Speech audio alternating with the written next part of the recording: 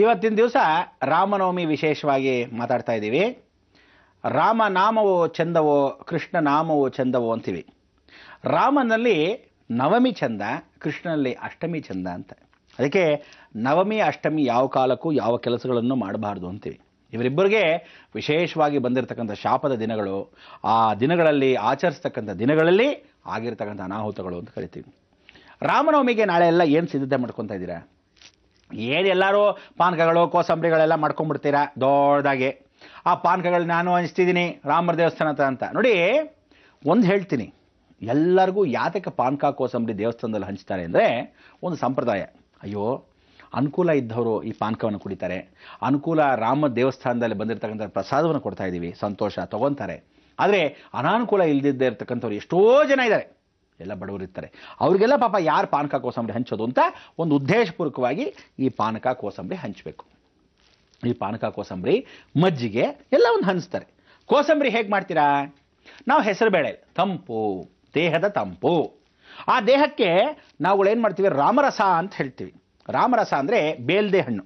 ಈ ಬೇಲ್ದ ಹಣ್ಣಲ್ಲಿ ಫಸ್ಟ್ ಕ್ಲಾಸಾಗಿ ಮಾಡಿರ್ತಕ್ಕಂಥ ಒಂದು ಪಾನಕ.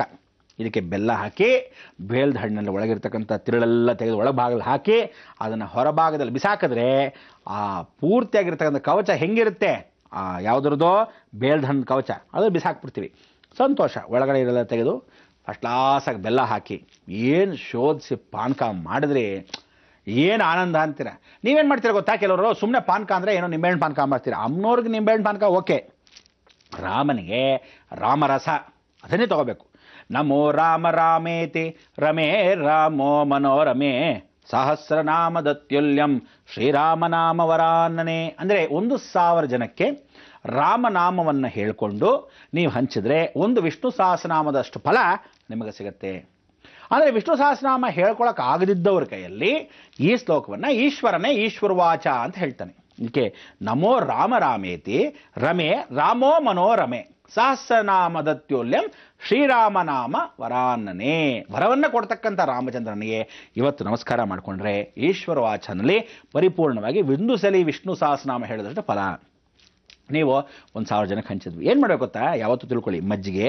ಈ ಮಜ್ಜಿಗೆ ಅಂದರೆ ಒಬ್ಬ ಮನುಷ್ಯನಿಗೆ ರೋಷ ಷರತ್ತು ಎಲ್ಲ ಸೂರ್ಯವಂಶಸ್ಥ, ಅಗ್ನಿಜ್ವಾಲೆ ಕ್ಷತ್ರಿಯ ವಂಶಸ್ಥ. ಆ ಸೂರ್ಯನಿಗೆ ತಂಪನ್ನು ಮಾಡತಕ್ಕಂಥ ವಿಧಾನ. ಆದರೆ ಇನ್ನ ಮೇಲೆ ಹೇಳ್ತೀನಿ ಕೇಳಿ, ಇಡೀ ಜಗತ್ತಿನಲ್ಲಿ ಸೂರ್ಯ ಅಷ್ಟು ವಿಕೋಪ, ಇಡೀ ಜಗತ್ತಲ್ಲಿ ಇಷ್ಟನ ಮೇಲೆ ಇರೋಷ್ಟು ಬಿಸಿಲು, ಆ ಹಬೆ, ಆ ವಾತಾವರಣ, ಇನ್ನು ಭೂಮಿ ಮೇಲೆ ಇಷ್ಟು ಬಿಸಿಲು ಇನ್ನೆಲ್ಲೂ ಹಿಂದೆ ಕಾಣಿಲ್ಲ, ಮುಂದೆ ಕಾಣಕ್ಕೆ ಸಾಧ್ಯವಿಲ್ಲ, ಅಷ್ಟು ವಿಕೋಪಗೊಳ್ತಾನೆ. ಅದಕ್ಕೆ ತಂಪನ್ನು ಮಾಡಿ ಸೂರ್ಯನ ನಮಸ್ಕಾರವನ್ನು ಹೇಗೆ ಮಾಡ್ಕೋಬೇಕು? ಬೆಳಗ್ಗೆ ಎದ್ದ ತಕ್ಷಣ ನಮಸ್ಕಾರ ಮಾಡಿ ಹೇಳಿದೆ. ಮುಳುಗ್ತಾ ಇರೋ ಸೂರ್ಯನ ಅವತ್ತೇ ನಮಸ್ಕಾರ ಮಾಡ್ಕೊಳ್ಳಿ. ಹಿಂದೆ ಎಷ್ಟು ಜನಕ್ಕೆ ಸಾಧ್ಯವೋ ಅಷ್ಟು ಜನ ಮಾಡ್ಕೊಂಬಿಟ್ರಿ. ಇನ್ನಷ್ಟು ಜನ ಏನು ಮಾಡಿದ್ರು? ಬೆಳಗ್ಗೆ ಎದ್ದು ಬೇಗ ಹೇಳೋದೇ ಇಲ್ವಲ್ಲ. ರಾಮನವಮಿಗೆ ನವಮಿ ಅಂತಕ್ಕಂಥದ್ದು ಶ್ರವಣಕುಮಾರನ ಅವನು ಹೋಗಿರ್ತಕ್ಕಂಥ ದಿನ, ಆರಾಧನೆ ದಿನ ಅಂತ ಇಟ್ಕೊಳ್ಳೋಣ. ಆರಾಧನೆ ಅಂದರೆ ಹೋಗಿರೋದು. ನಾವು ವರದಂತಿ ಅಂದರೆ ಹುಟ್ಟುದಬ್ಬ ಅಂತ ಕರಿತೀವಿ. ಎಲ್ಲರೂ ನೀವು ಇನ್ನು ಮೇಲೆ ಶ್ರೀರಾಮ ಅನ್ನೋ ಪುಸ್ತಕವನ್ನು ಪ್ರತಿಪೂರ್ವಕವಾಗಿ ಬರೀಬೇಕು. ಆಂಜನೇಯನ ಸ್ಮರಣೆ ಮಾಡ್ಕೊಂಡ್ರೆ ರಾಮನಿಗೆ ಇಷ್ಟ, ರಾಮನ ಸ್ಮರಣೆ ಮಾಡ್ಕೊಂಡ್ರೆ ಆಂಜನೇಯನಿಗೆ ಇಷ್ಟ. ಇದನ್ನು ಜ್ಞಾಪಕ ಇಟ್ಕೊಳ್ತಾ ಇನ್ನಷ್ಟು ವಿಚಾರ ಮಾತಾಡೋಣ. ಒಳ್ಳೆಯದು.